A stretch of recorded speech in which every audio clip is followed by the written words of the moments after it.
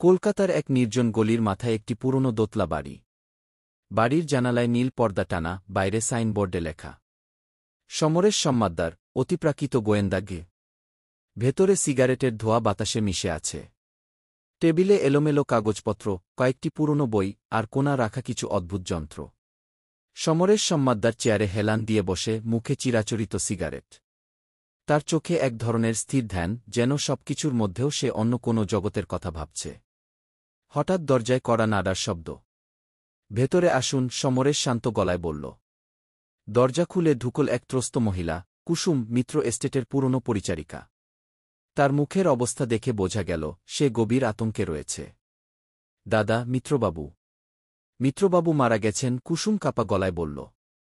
সমরেশ চোখের কোণ দিয়ে কুসুমকে দেখল। এটা দুঃখজনক, কিন্তু তুমি কেন এখানে এসেছ? কুসুম কিছুক্ষণ থমকে থেকে বলল, এটা স্বাভাবিক মৃত্যু নয় দাদা।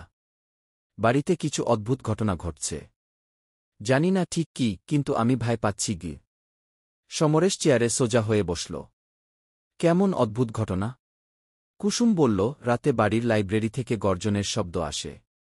কখনো দেখেছি বইগুলো নিজের থেকেই মেঝেতে পড়ে যাচ্ছে। একটা সময় মনে হয়েছিল কেউ যেন আমাকে অনুসরণ করছে। আর মিত্রবাবুর ঘরে ওনার মৃত্যুর দিনও একটা ভয়ঙ্কর চিৎকার শুনেছি গি। সমরেশ কিছুক্ষণ নীরবে থাকল, তারপর সিগারেট নিভিয়ে বলল, ঠিক আছে কুসুম, আমি তোমার সঙ্গে যাব। সমরেশ তার ব্যাগে কিছু যন্ত্রপাতি গুছিয়ে নিল।